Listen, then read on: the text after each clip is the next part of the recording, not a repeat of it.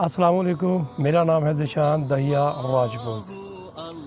اللہ اکبر۔ آج میں آپ کو ایسے صحابی کی زندگی پہ روشنی ڈالوں گا جن کی جسمانی کمزوری دنیا کی نظروں میں شاید کم تھی، لیکن اللہ کے ہاں یہ پہاڑوں سے زیادہ وزنی تھے۔ جی ہاں، یہ تھے عبداللہ بن مسعود رضی اللہ عنہ۔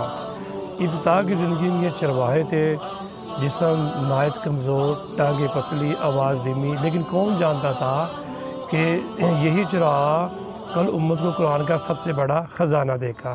لیکن اللہ جسے چاہے عزت دے۔ ایمان انسان کو کہاں سے کہاں پہنچا دیتا ہے۔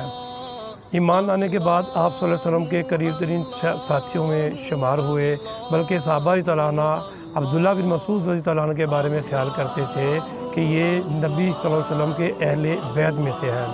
نبی کریم صلی اللہ علیہ وآلہ وسلم کے جوتے خود اٹھاتے، مسواک خود بناتے، رات کو بستر خود جھاڑتے، یہاں تک کہ جب وہ آپ کے خیمے سے باہر نکلتے تو لوگ سمجھ آتے کہ آپ صلی اللہ علیہ وآلہ وسلم آرام فرمانے لگے ہیں۔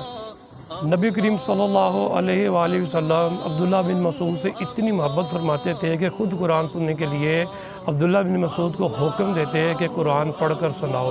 ایک دن آپ سورۃ النساء کی تلاوت فرما رہے تھے کہ جب آپ اس آیت پر پہنچے، فَكَيْفَ إِذَا جِئْنَا مِنْ كُلِّ أُمَّةٍ بِشَهِيدٍ وَجِئْنَا بِكَ عَلَىٰ هَٰؤُلَاءِ شَهِيدًا، تو رسول اللہ صلی اللہ علیہ وسلم کی آنکھوں میں آنسو آ گئے تو آپ نے فرمایا، بس کرو عبداللہ، بس کرو۔ حضرت عبداللہ بن مسعود قرآن کے سب سے بڑے عالم تھے۔ آپ صلی اللہ علیہ وسلم عبداللہ بن مسعود کے بارے میں فرماتے تھے کہ جس نے قرآن سیکھنا ہو وہ عبداللہ بن مسعود سے سیکھے۔ آپ کی زبان قرآن کے موتی بکھیرتی اور دل اللہ کی یاد میں آباد رہتا۔